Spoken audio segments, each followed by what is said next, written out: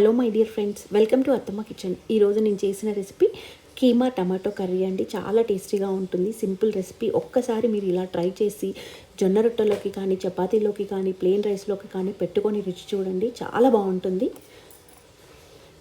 Keema టమాటోకి ready చేసుకుంటున్నామండి. Stove పై cooker పెట్టుకొని మనం కుక్కర్లో వండుకుంటేనే తొందరగా ఉడుకుతుంది. కీమా వచ్చేసి 2 టేబుల్ స్పూన్ నిండా ఆయిల్ వేసుకుంటున్నాను. ఆయిల్ వేడవ్వగానే స్టవ్ మీడియం ఫ్లేమ్ పెట్టుకోవాలి. 2 చిన్న ఉల్లిపాయలు, మీడియం సైజ్ ఉల్లిపాయలు తీసుకొని సన్నగా తరుక్కొని వేసుకోవాలి. ఒక 3 పచ్చిమిర్చి ఇలా సన్నగా తరుక్కొని వేసుకుంటున్నాను. ఒక రెబ్బ కరివేపాకు వేసుకొని లైట్ గోల్డెన్ బ్రౌన్ వచ్చేంత వరకు మీడియం ఫ్లేమ్ పెట్టి మధ్య మధ్యలో కలుపుతూ లైట్ గోల్డెన్ బ్రౌన్ వచ్చేంత వరకు ఉల్లిపాయల్ని మగ్గించుకోవాలి. చూడండి, ఇలా ఈ విధంగా లైట్ గోల్డెన్ బ్రౌన్ వచ్చిన తర్వాత 1/2 టీ స్పూన్ అల్లం వెల్లుల్లి పేస్ట్ వేసుకోవాలి. తర్వాత 1/2 టీ స్పూన్ గరం మసాలా కూడా వేసుకొని అల్లం వెల్లుల్లి పేస్ట్, గరం మసాలా ఉల్లిపాయలకి పట్టేటట్టుగా కలిపేసుకోవాలి. కలిపేసుకున్నాక 1/4 టీ స్పూన్ పసుపు కూడా వేసేసి కలిపేసుకోవాలి. ఉల్లిపాయలకి పట్టేటట్టుగా పసుపు కలిపేసుకోవాలి.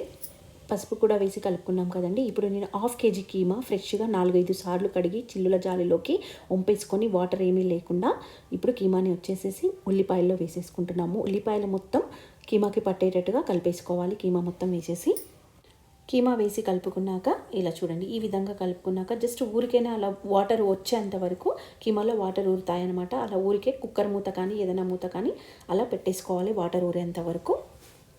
చూడండి, వాటర్ బాగా ఇలా ఊరాయి. వాటర్ అస్సలు యాడ్ చేసుకోలేదు, జస్ట్ మీడియం ఫ్లేమ్ పెట్టి ఉడికించుకుంటే ఇలా వాటర్ వచ్చేసాయి. ఇప్పుడు మనము కారం పొడి అండి. నేను వచ్చేసి 3 టీ స్పూన్స్ వేసుకుంటున్నాను అనమాట. కీమాలో కొంచెం స్పైసీగా ఉంటేనే, నాన్ వెజ్ కాబట్టి స్పైసీగా ఉంటేనే కౌసు వాసన రాదు. కాబట్టి నేను 3 టీ స్పూన్స్ నిండా ఉప్పు కలిపిన కారం వేసుకుంటున్నాను. రుచి చూసి తర్వాత తక్కువ ఉంటే వేసుకోవచ్చు.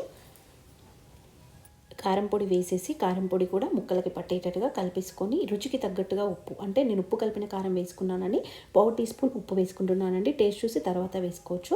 ఉప్పు కూడా వేసి కలుపుకున్నాక ఒక మీడియం సైజు చిన్న 2 టమాటాలు తీసుకొని ఇలా ముక్కలుగా కట్ చేసుకొని వేసుకోవాలి.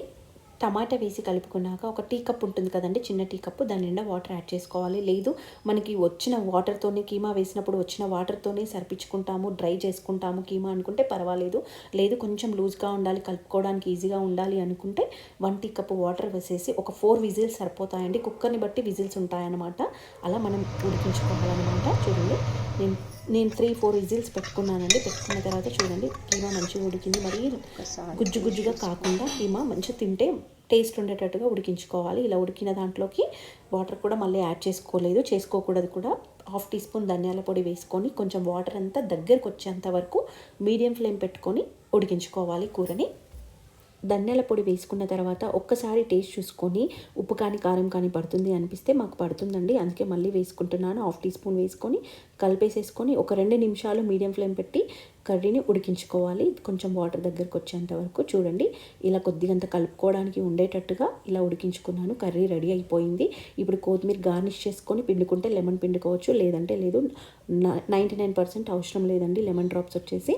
చూడండి, కర్రీ రెడీ అయిపోయింది. కలుపుకునే విధంగా ఇంకా కొంచెం డ్రైగా కావాలి అనుకుంటే మీడియం ఫ్లేమ్ పెట్టి మధ్య మధ్యలో కలుపుతూ మగ్గించుకోవచ్చు కర్రీని వచ్చేసి. చూడండి, జొన్న రొట్టెలోకి, చపాతీలోకి, ప్లెయిన్ రైస్లోకి చాలా బాగుంటుంది. సింపుల్ రెసిపీ, ఈజీ రెసిపీ అండి. ఒక్కసారి ఇలా ట్రై చేసి చూడండి, టేస్ట్ మాత్రం చాలా బాగుంటుంది. Please subscribe my channel friends.